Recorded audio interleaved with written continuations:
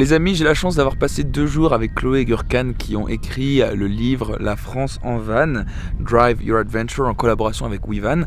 C'est le premier d'une série de 2. Ils sont actuellement en train de faire leur 2e voyage à travers la France. Ils couvrent donc la partie qu'ils n'ont pas encore fait. Et étant donné que je les ai rencontrés, je me suis dit que ça pouvait être intéressant qu'ils vous parlent rapidement de cette histoire, de cette aventure, de ce qui les a amenés à faire Drive Your Adventure, de ce que ça leur apporte, etc.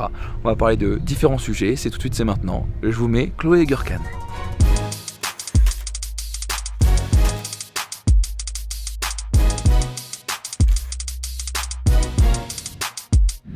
On est Gurkan et Chloé derrière Van Life Kozan. On s'est rencontrés en 2016 au Mexique. On a acheté première van, je pense, oui. Oui. T4, c'était notre première van. Et c'était juste pour le week-end et vacances. Après, on a acheté deuxième van pour vivre dans le van plein temps. Beheimer 1985. Yes. Ouais. Fin 2019, on a postulé pour un projet qui s'appelle Drive Adventure. Donc, c'est une expédition en van organisée par le loueur de van WeVan. Donc, chaque année, ils envoient un couple voyager dans un pays en Europe pour écrire un livre sur le pays en question en van. Donc, il y a eu la Norvège dans un premier temps, le Portugal, et donc nous, on a postulé pour la France. Donc là, c'était fin 2019, on était à peu près 2000 équipages à postuler. Et début 2020, on a été sélectionné avec Gurkan pour écrire un livre sur la France en van, que j'ai dans les mains.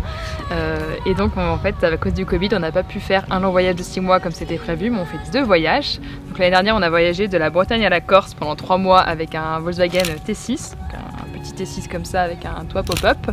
Et là actuellement on vient de rencontrer Valentin pendant le voyage. On voyage avec Denver qui est un grand Californien pour 3 mois des Alpes à la Normandie pour faire le 2e livre qui sortira à Noël 2021. Je rajoute juste quelque chose que vous n'avez pas spécifié, c'est que vous êtes un couple franco-turc. Ouais, ça s'entendait. Pas forcément, justement, on en a parlé hier, c'est que c'est pas facile de deviner d'où Gurkan vient. Donc couple franco-turc rencontré au Mexique et aujourd'hui qui voyage en France. Et donc on est vraiment nomade depuis avril 2019. Aujourd'hui au quotidien, donc vous êtes digital nomade, vous écrivez le 2e livre. Ouais. Donc ça fait quand même 2 livres en 1 an pratiquement, hein, à peu de choses près. Plus vous avez le quotidien de van lifer à vivre en plus de tout ça, parce que c'est comme dans une maison, quoi. Il y a plein de choses à faire tout le temps, etc. En termes de charge de travail, d'organisation, etc. Qu'est-ce que vous pouvez raconter un peu là-dessus? On commence à travailler après petit déj.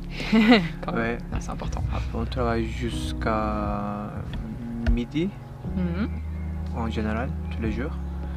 Ça dépend de notre plan, mais après, on peut travailler plus ou on peut visiter. Ouais, en fait, on n'a pas exactement le même quotidien. En fait, pendant ce voyage-là, ce qu'on fait, c'est qu'on continue de travailler le matin pour nos missions perso, donc ça n'a pas forcément grand-chose à voir avec le livre. Et l'après-midi, on l'a dédié aux rencontres, aux visites, aux photos pour le livre, ou alors au corvée van life, comme on va faire cet après-midi. Et sinon, en temps normal, quand on n'est pas en train d'écrire le livre, généralement, en fait, on a des semaines assez classiques, comme les gens qui travaillent du lundi au vendredi. On essaye de travailler entre 6 et 8 heures par jour. Pour nos missions pro, donc on est tous les 2 freelance. Gurkan est vidéaste et graphiste et moi je suis photographe et rédactrice. Et donc on bosse en freelance à côté. Et donc là le challenge de ce projet c'est qu'on fait ça et nos missions en même temps. Et on essaie de s'éclater en même temps et de rencontrer des gens, etc. Donc c'est un quotidien un peu chargé mais c'est pas la norme et une fois que le livre sera fini en 3 mois on sera un peu plus chill. Ce qui est intéressant dans le livre, et ça c'est propre à la collection, c'est que c'est à la fois un récit et un guide de voyage. Donc celui qui veut voyager en van, il a des conseils, des adresses pour se lancer, etc. Celui qui n'a pas forcément prévu de voyager en van, il peut déjà s'évader à travers notre récit de voyage à nous et des endroits qu'on a visités en France. Donc en fait le livre il est vraiment structuré un petit peu comme ça. Voilà. Typiquement, c'était une rencontre qu'on avait sur la route, c'est d'autres van lifers et en même temps on donne toujours des petits conseils un peu van life. Donc là typiquement c'était notre petit camion, une petite famille qu'on adore et en fait ils nous donnaient des conseils sur comment voyager en van en famille et on les a illustrés dans le livre parce que nous on est que tous les 2 donc on n'a pas l'expérience du van en famille et donc on partage ça et plein d'autres choses. Et après notre petite touche perso à nous, c'est qu'on a glissé des recettes comme dans chaque livre, mais nous du coup on a mis des recettes turques pour jouer notre côté franco-turc Et comme tu le sais, c'est souvent Gürkan qui cuisine dans le van. Ce n'est plus un secret après 2 jours ensemble. Donc du coup, on a mis un petit peu les recettes que peut nous préparer Gürkan. Et après, vu que c'était un livre sur la France, mais que moi je suis française et lui non, au tout début, dans la partie pratico-pratique sur comment voyager en France, j'ai pas mal mis les ressentis de Gürkan sur l'itinéraire, sur le budget, pour avoir un peu ce côté vision d'un étranger en France. T'as quelque chose à compléter? Oui. Dis-moi. Tu partageais notre feeling, kind of, like when we visited places. Ah oui, c'est en fait ce qui est intéressant dans le récit, c'est que c'est vraiment raconté de notre point de vue. Donc on dit nous, je parle de Gürkan, je parle de moi. C'est pas un guide classique comme on les connaît tous. C'est vraiment nos journées, nos rencontres, nos sentiments, parfois nos moments de fatigue, parce qu'il y en a aussi. Typiquement, au bout de 2 mois de voyage, on avait eu un gros coup de mou. Il y avait de l'orage, la météo n'était pas forcément au rendez-vous. On était dans un van plus petit. Donc on a aussi partagé les moments de lassitude, les moments de doute et c'est un peu l'ingratitude du voyage. Quand on voyage pendant 3 mois, il y a forcément des hauts et des bas et du coup on essaie de les retranscrire pour pas communiquer une expérience trop lisse, trop parfaite parce que c'était pas le cas. Il y avait des moments trop cool et il y avait des moments un peu moins cool et du coup on les a retranscrits dans le livre. C'est à ça que tu pensais? Ouais, c'était le côté expérience concrète en fait. Honnêtement, nous on a beaucoup hésité à postuler. On a vu l'offre. D'ailleurs, c'était plutôt moi qui avais envie et Gürkan un peu moins au début parce que on était conscient que ça allait être beaucoup de travail aussi et que ça pouvait potentiellement compromettre nos autres projets. Et surtout, on a hésité parce qu'on s'est dit il y a tellement de monde qui postule. On savait qu'il y a déjà plus de 1500 personnes. Il y a tellement de monde qui postule, on n'a aucune chance d'être sélectionné, on n'a pas trop de temps à perdre là-dessus, on le fait pas. Et puis en fait la veille je suis revenue à la charge en disant allez Gürkan on tente, ça se fait. Et on peut essayer. Ouais. Et du coup on a essayé et en fait c'est vraiment accessible à tout le monde. Après ce qu'il faut comprendre c'est que c'est un vrai travail pour le coup. C'est pas des vacances tout frais payés, mais après c'est accessible à tout le monde. Il faut juste aimer la photo, savoir faire un peu de photos, écrire un petit peu et faire de la vidéo parce qu'il y avait pas mal de vidéos aussi pendant le voyage. Donc c'est quand même un petit peu axé créateur de contenu, rédaction, photo, vidéo quand même. C'était le job parfait pour vous en fait. Du coup c'était plutôt le job parfait pour nous. Et en plus on avait prévu de voyager en France dans tous les cas, parce qu'à la base notre plan initial avant le Covid c'était d'aller en Turquie. On voulait faire d'abord un tour de France pour après se diriger vers la Turquie. Là du coup le tour de France a pris 2 ans et le plan reste toujours d'aller en Turquie après. Ah, retour à la maison.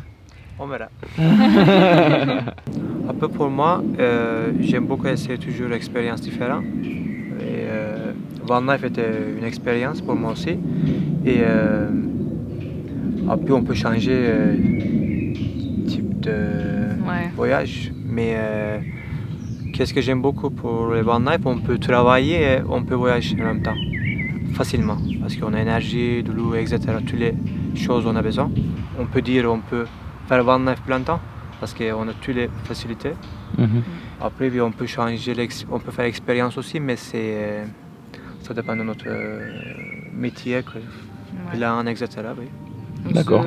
On ne se fixe pas la van life comme objectif pour la vie. Pour l'instant, ça nous convient bien. C'est à une période donnée de notre vie par rapport à nos activités professionnelles. Si demain on va voyager en Asie du Sud-Est, par exemple, je pense pas qu'on irait en van. On reprendrait peut-être le sac à dos. Enfin, je pense que la van life, elle fait sens en Europe, notamment parce que l'Europe c'est assez cher. Du coup, ça s'y prête bien. Après, je trouve, especially for Europe, si tu veux faire quelque chose, tu as besoin de prendre train, hôtel. Et tu vas penser beaucoup d'argent juste pour faire quelque chose. Logement, oui. Expérience, activité, etc. Beaucoup de personnes veulent faire quelque chose, mais c'est beaucoup de budget. Typiquement, nous, en van par mois, on dépense à peu près 600 € par personne. Si on devait payer et un logement, et la nourriture, et voilà, tous les frais de déplacement, etc. Je pense que c'est le mode de voyage le plus économique. Et je pense qu'on est beaucoup à le faire aussi pour cette raison. C'est que vu qu'on consomme pas grand-chose, hormis la nourriture et l'essence, au-delà du van et des éventuels problèmes mécaniques, on dépense aussi beaucoup moins en voyageant comme ça. Donc ça permet de voyager plus longtemps. Là, 1200 € par mois, je pense que c'est difficile de faire moins. Alors on pourrait faire moins, ça c'est sûr. Après c'est parce que c'est aussi nos choix de consommation. On mange végétarien, bio, etc. On pourrait descendre encore un peu plus de ce côté-là, mais c'est aussi notre plaisir à nous. Ça va mon Gugu? On a tout dit? Où est-ce qu'on peut vous retrouver sur les réseaux ou ailleurs? Où est-ce qu'on peut retrouver votre livre aussi? Parce que c'est quand même le sujet de cette vidéo. Alors, sur les réseaux. On est sur Instagram, Van Life Kozan. Ouais. Sur YouTube, j'ai une chaîne YouTube, oui. Je peux chercher Gürkan Yıldırım. Il y a d'autres Gürkan Yıldırım aussi, mais je peux trouver mon... North Face jacket, oui, le Gürkan jacket. Rouge. Voilà. Et d'autres, si vous voulez acheter notre livre, vous pouvez trouver sur web site Vivan, Ouais, le Fnac, store Wivan Amazon, d'autres. et toutes les librairies indépendantes. Oui. Voilà. Donc un peu partout. On travaille avec une maison d'édition, du coup il est distribué classiquement en librairie, etc. Donc voilà. Merci à vous. Merci à toi.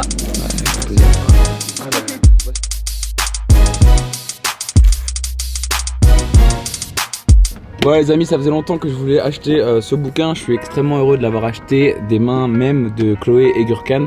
Écrire un livre, ça a toujours été un de mes rêves. Voilà, ils l'ont fait. Bravo à eux, franchement. J'ai la chance d'avoir ma petite dédicace dans le livre. Et ça, franchement, c'est cool. Pour donner mon avis très rapide sur le livre, je pense qu'ils en ont suffisamment parlé. J'aime beaucoup le fait que ce soit un mix entre un récit de voyage et un guide de voyage. On sent vraiment la patte personnelle et même le fait que Gürkan mette ses petites appréciations en tant qu'étranger qui visite la France. Je trouve ça ultra intéressant, ultra personnel, vachement bien. Bref, je vais continuer de feuilleter ce petit livre qui n'est pas si petit que ça d'ailleurs. Je vais continuer à découvrir des endroits que je ne connais pas en France avec la ferme intention de m'y rendre un jour. J'attends évidemment le deuxième volet de votre aventure les amis. Merci encore à vous, c'était une chouette rencontre, une chouette expérience. Je vous fais à tous des bisous, portez-vous bien. Ciao.